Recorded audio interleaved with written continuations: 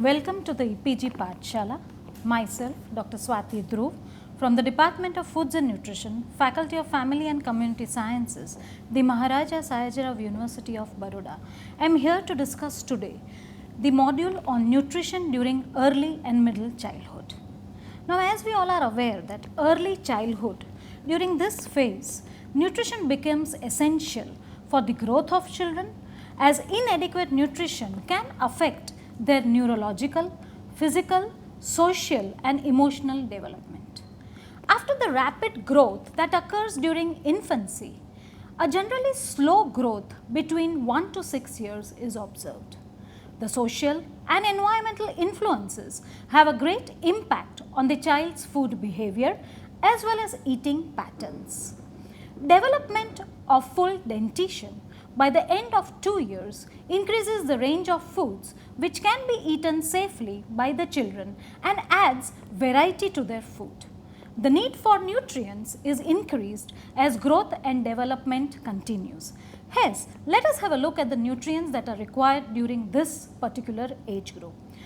Looking at the energy requirements of children, they depend on the total energy expenditure, basal metabolic rate, physical activity level and growth rate. Adequate calories should be consumed in order to ensure the required growth and spare proteins for being used for energy. The growth rate fluctuates with age. According to the ICMR 2010 guidelines, the RDA for energy for children between 1 to 3 years of age is 1060 kilocalories per day, while that for children belonging to the 3 to 5 years age group is 1350 kilocalories per day. Now, let us have a look at the protein intake. Now, adequate amount of protein intake is definitely essential for the growth as well as maintenance of the body. A positive nitrogen balance has to be maintained with the increasing muscle mass and bone growth. Now, according to the ICMR, the RDA for protein has been computed as 16.7 grams per day in the age group of 1 to 3 year olds and 20.1 grams per day for 4 to 6 year olds. Coming to the third macronutrient, that is the fat intake. For up to 2 years of age, the fat requirements should be 30 to 40% of the total caloric intake and 15 to 30% of the total caloric intake thereafter.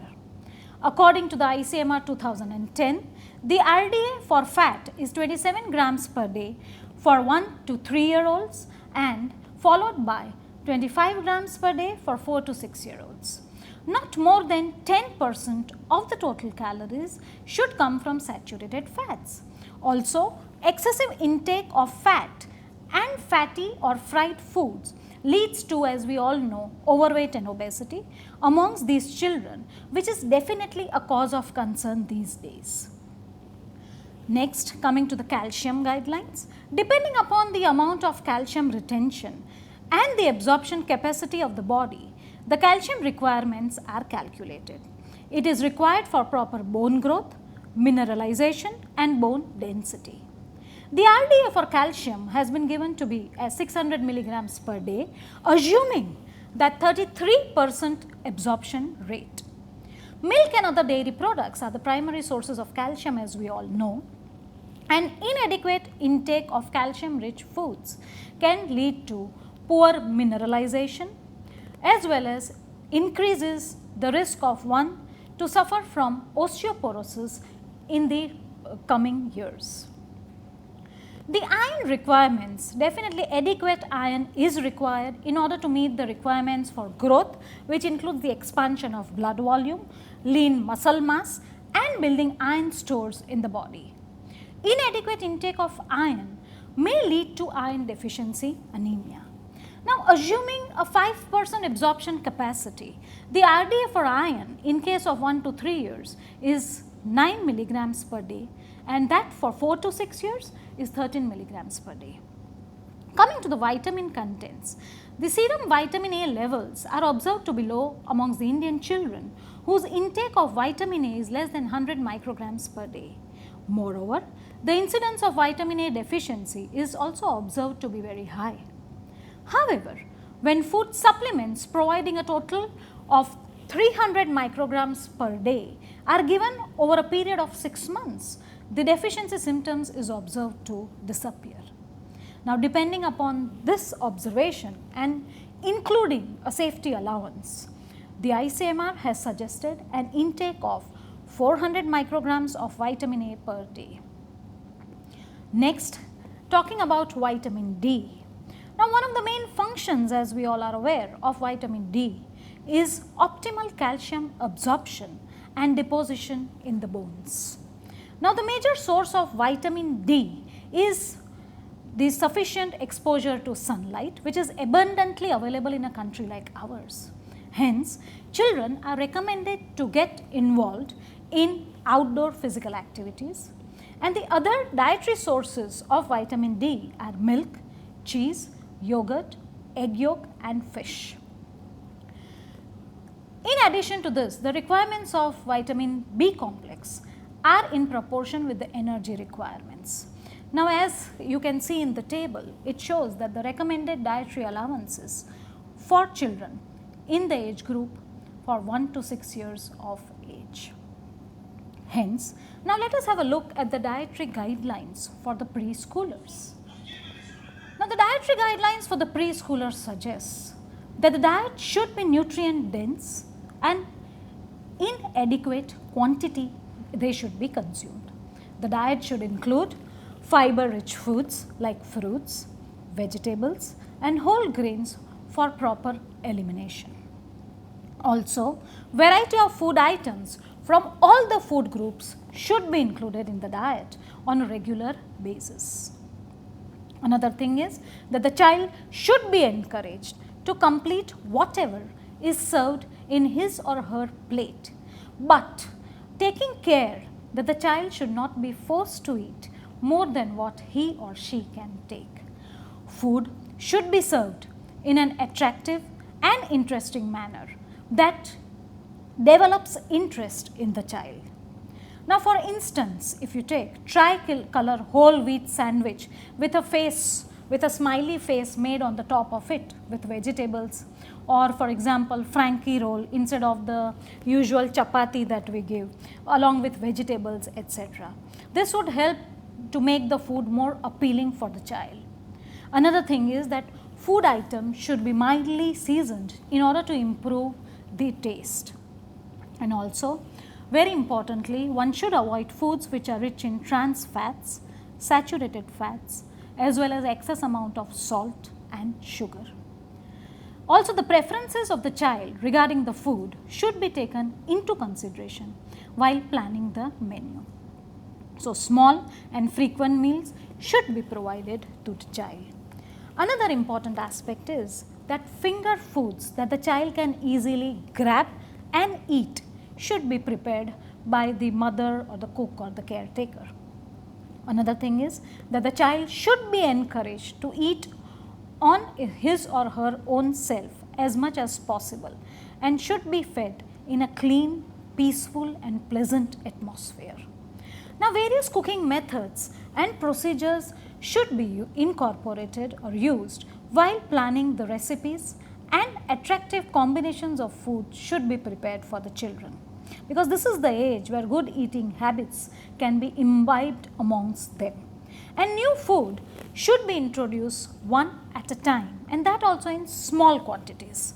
And beverages like sparkling water, colas, tea, coffee, etc. should be avoided for this particular age group. And milk products should be given instead on a daily basis, and it should be given in adequate quantities. So, these are the dietary guidelines for preschoolers. Now, let us have a look at the middle childhood age. Now, the school age between 6 to 12 years is observed to be a latent period of growth. Now, during this stage, the growth is slow and the body changes occur gradually. However, cognitive, emotional and social development occurs at a tremendous rate. Now, children need complete nutrition in order to achieve optimal growth and development. So, the nutritional requirements is the same for boys and girls up to 9 years, after which girls outdo boys, and there is a change in some of the nutrient requirements for both boys and girls. So, let us have a look at the energy requirements. Now, the energy needs of children of this age group are determined by the basal metabolic rate, the total energy expenditure on physical activity, as well as the growth rate. Now, there is a steady increase in the caloric requirements during the school age. As I mentioned earlier, up till the age of 9 years, the caloric requirements for boys and girls, they remain almost same, after which it increases to some extent as adequate reserves are being laid down for the growth spurt that would occur during the adolescence phase. Now, the RDA for energy for children between 7 to 9 years is 1690 kilocalories per day, and the caloric requirement for boys between 10 to 12 years is 2190 kilocalories per day, while that of girls is 2010 kilocalories per day. Now, excessive consumption of high calorie foods like fast foods and carbonated beverages may lead to overweight and obesity, which we are seeing amongst the children these days. Coming to the second nutrient, that is protein. Now, in order to obtain optimal nutritional status, supporting proper growth and development of the child, adequate dietary protein is essential. Now, the RDA for protein for children between 7 to 9 years is 29.5 grams per day, and the protein requirements for boys between the age group of 10 to 12 years is 39.9 grams per day, while that of the girls is found to be 40.4 grams per day. Now, girls for approaching menarche would require a slightly higher amount of protein. So, the sources of protein includes animal sources like egg, meat, fish and milk, and plant sources like pulses, legumes and nuts. Animal sources provide all the essential amino acids in order to support the growth of the body. Hence, they are regarded as good quality proteins. Now, in order to obtain complete protein from a vegetarian diet, a combination of cereal and pulse or cereal and milk should be consumed. Coming to the fat intake, the fat should contribute to at least 25% of the total calories. Now, the RDA for visible fat for children between 6 to 12 years is 25 to 35 grams per day, and saturated fats should not be more than 10% of the total fats. An excessive consumption of saturated fats may increase, as we all know, the risk of atherosclerosis. So, food items like ghee, butter, hydrogenated fat, cottonseed oil, full fat milk and red meat, they contain more of saturated fatty acids. Another thing is that refrying in the same oil also leads to the production of trans fats, which are very harmful for our body. Now, different types of vegetable oils upon rotation or a combination of it, that is 2 or 3 oils, should be used in order to get the maximum benefit of mono unsaturated fatty acids and polyunsaturated fatty acids. Now, vegetable oils such as groundnut, rice bran and sesame oil are rich in mono unsaturated fatty acids, while sunflower, corn, mustard and soya bean are rich in PUFA. Now, coming to the minerals, the calcium requirements. Now, adequate mineralization, bone growth and especially for obtaining peak bone mass requires adequate intake of calcium during the period of 10 to 19 years of age. Now, the RDA for calcium for children between 7 to 9 years is 600 milligrams per day, while that between 10 to 12 years of age is 800 milligrams per day.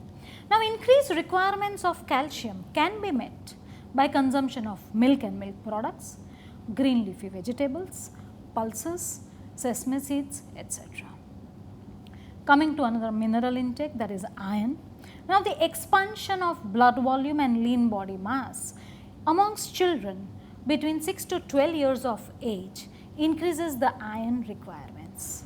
Now, the RDA for iron in children between 7 to 9 years of age is 16 milligrams per day, while for 10 to 12 years of age is 27 milligrams per day for girls and 21 milligrams per day in case of boys.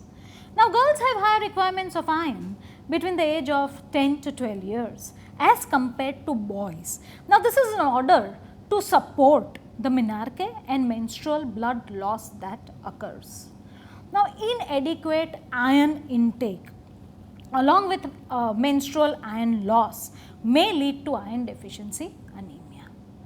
Now, zinc is another mineral which plays an important role in providing proper immune functioning to our body. Also, it is required for physical growth, cell division, DNA synthesis and sexual development. An inadequate intake of zinc increases the risk of mortality and morbidity amongst children, and also the susceptibility to various infections like diarrhea and pneumonia. So, the RDA for zinc is 8 milligrams per day for children in the age group of 7 to 9 years and 9 milligrams per day for 10 to 12 years of age. And the dietary sources of zinc include lean red meat, whole grain cereals, pulses and legumes. Now, coming to the magnesium intake. Now, magnesium, as we are aware, is important in the transmission of nerve impulse and for proper neuromuscular functioning. So, the RDA for magnesium for children between 7 to 9 years is 100 milligrams per day, and magnesium requirements for boys between 10 to 12 years of age is 120 milligrams per day, while that for girls is 160 milligrams per day. Coming to the vitamin intakes. Now, vitamin A, the recommended intake of vitamin A for children in the age group of 6 to 12 years is 600 micrograms per day of retinol or 4800 micrograms per day of beta carotene. And vitamin A, as we all are aware, plays a vital role in normal vision, growth, immune function and various metabolic functions. So, the dietary sources of vitamin A, as we are aware, are liver, fish, milk, egg yolk, butter, dark green leafy vegetables, that is for beta carotene, and yellow and orange colored fruits and vegetables. In addition to this, the ICMR has not recommended RDA for other fat soluble vitamins like D, E and K because of the fact that vitamin D is synthesized in sufficient amounts from exposure to sunlight, and vitamin E and K are widely available in the vegetable oils like soya bean, canola, olive, corn oil and also in the green leafy vegetables. Hence, dietary deficiency is normally not observed for these vitamins. Now, children are recommended to involve or get involved in outdoor activities and also eat balanced meals. Coming to the vitamin B complex and vitamin C, that is ascorbic acid requirements. Now, the requirements of vitamin B is in proportion to that of the total caloric requirements. So, vitamin B includes wide range of vitamins like thiamine, riboflavin, niacin, vitamin B6, folate and vitamin B12 required for energy metabolism, amino acid metabolism and also for the synthesis of tissues, RNA and DNA. And vitamin C, as we know, it serves as an antioxidant as well as plays a significant role in iron absorption and also in providing immunity and also for collagen synthesis. Now, the table below shows the recommended dietary allowances for children in the age group of 6 to 12 years of age. Now, let us have a look at the dietary guidelines for these school children. The diet provided should meet the recommended dietary allowance, that is the first and the foremost thing, in order to support the increased physical activity as well as the growth requirements. Also, quick and easy to eat as well as nutritious recipes should be planned for children, which they can consume before play or school or classes. Also very important is variety of recipes incorporating various food groups using different cooking techniques should be prepared so that they do not get bored with the same kind of food items. And interesting combinations of food items should be planned and presented in an attractive manner. Another thing is that small and frequent meals should be provided to the children in adequate quantities in order to suffice their appetite. Another thing is that children should be encouraged to sit and have meals along with the entire family. So, after having looked at the requirements, let us have a look at the various nutritional concerns during the childhood period. Now, inadequate and incorrect diet along with environmental and socioeconomic factors plays a major role in precipitating nutritional problems during childhood. Now, these nutritional problems, they include dietary deficiency disorders and chronic infections. Now, the major nutritional disorders include malnutrition, comprising both over and undernutrition, as well as vitamin A deficiency and anemia. Now, let us look into these nutritional problems in detail. Now, coming to undernutrition. Now, underweight or lack of weight gain in children can be attributed to various factors like acute or chronic infections, poor sanitation and hygiene, poor appetite, conditions like constipation or diarrhea, poor feeding practices, restricted nutritional intake, or unavailability or lack of food. Now, preschoolers, they are more prone to growth failure with regard to underweight, that is low weight for age, and stunting, that is low height for age. Now, two of the major factors which are responsible for growth failure are the faulty feeding and poor child care practices which are followed by the caregivers. Now, lack of frequent and adequate feeding due to inadequate knowledge and awareness regarding the nutritional requirements of the child leads to decreased caloric nutrient intake. Such children are more prone towards bacterial as well as parasitic infections in poor environmental sanitation due to low immune power. Now, this again leads to impaired utilization of nutrients, worsening the condition of the child. So, optimal catch-up growth with provision of adequate nutrition and proper treatment becomes necessary in order to prevent stunting, as it is irreversible once it sets in. Now, apart from that, improving the child's appetite and environmental conditions should also be taken into account. Now, in this concern or this regards, the government of India has also taken an initiative to improve the nutritional status amongst the children by introducing, one of them is, for example, Integrated Child Development Services, which we commonly call as ICDS, and the Midday Meal Scheme, that is the MDM. Now, under the ICDS program, children from 7 months to 6 months, they are the beneficiaries over here in the Anganwadi center. They are provided with supplementary nutrition of 500 kilocalories and containing 12 to 15 grams of protein daily for 300 days in a year. Now, the children from 7 months to 3 years of age are also provided with THR, that is the take home ration, such as sukhdi, upma and shira food packets. This was given earlier by the government of Gujarat. Now, along with supplementary nutrition, regular growth monitoring in terms of height or length, weight and BMI is also observed in order to keep a check on the growth rate and faltering of the child with respect to its age. The other problem observed amongst these children is that of overnutrition.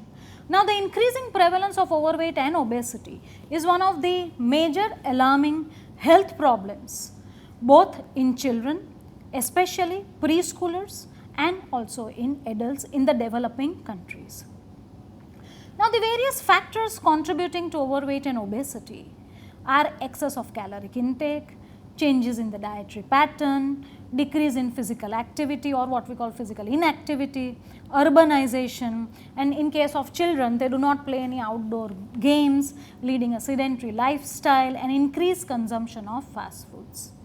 Now, childhood obesity, if not tackled at an early age, it can outgrow into adolescence and adult obesity.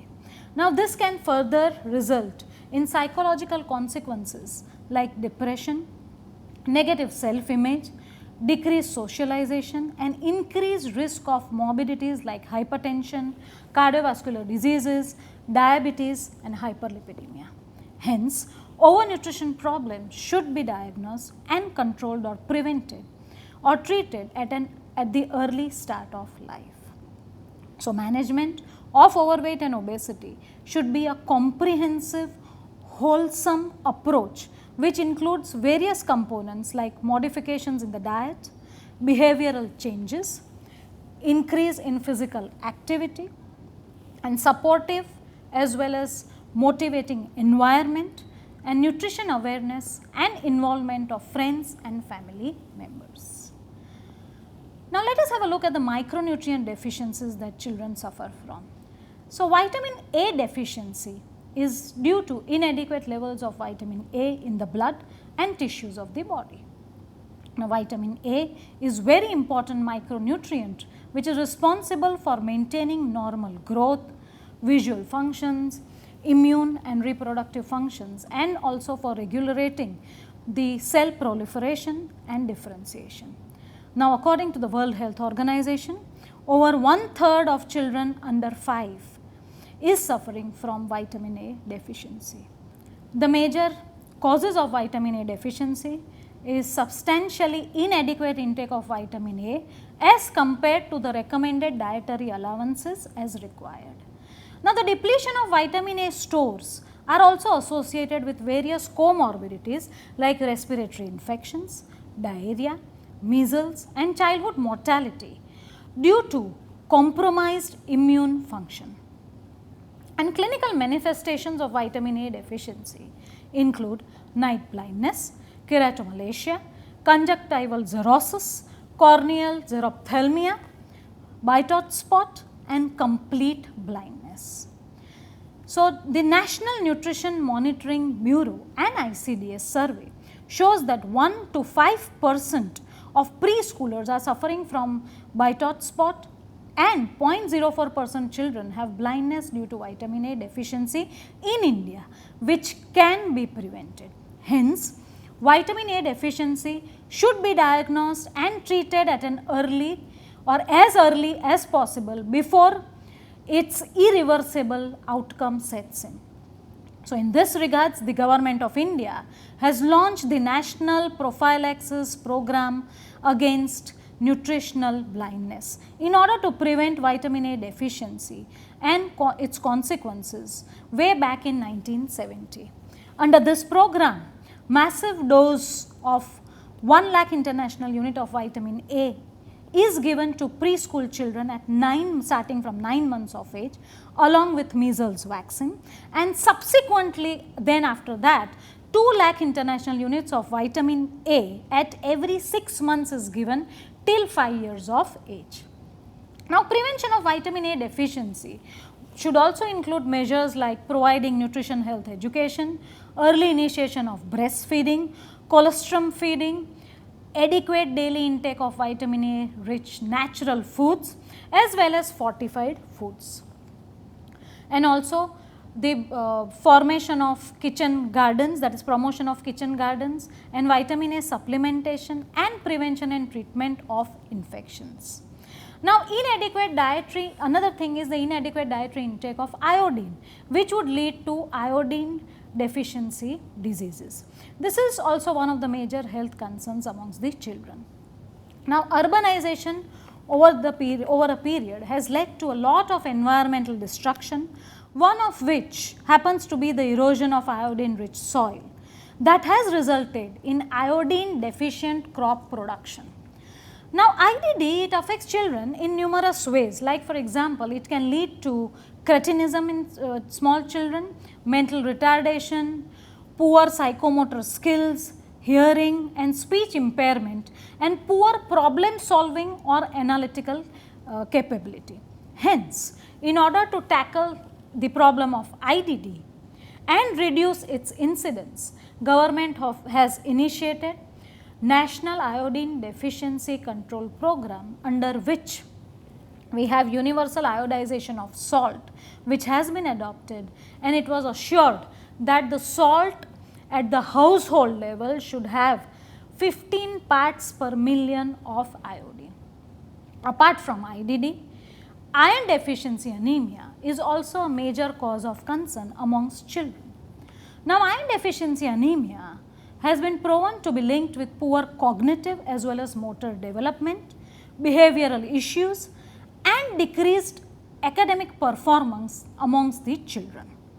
The clinical manifestations of iron deficiency anemia include pale skin, koilontia, dizziness, headache, tiredness as well as breathlessness. Now, to combat this iron deficiency anemia, the Government of India has launched the National Iron Plus Initiative, that is NIPI, under which they provide bi-weekly iron supplementation to preschool children in the age group of 6 months to 5 years, and weekly supplementation for children from 1st to 5th grade in government as well as government aided schools, as well as weekly supplementation for out of school children in the age group of 5 to 10 years at the Anganwadi centers. Thus, summarizing this module on nutrition during early and middle childhood, today we have seen, or we have had a look at the nutritional requirements during early and middle childhood as well as the dietary guidelines for the same. We have also discussed the nutritional concerns during childhood. We also saw the major nutritional disorders, which include malnutrition comprising both over as well as undernutrition, and various micronutrient deficiencies. In addition to this, various programs which have been launched by the Government of India for combating the micronutrient deficiencies. Thank you.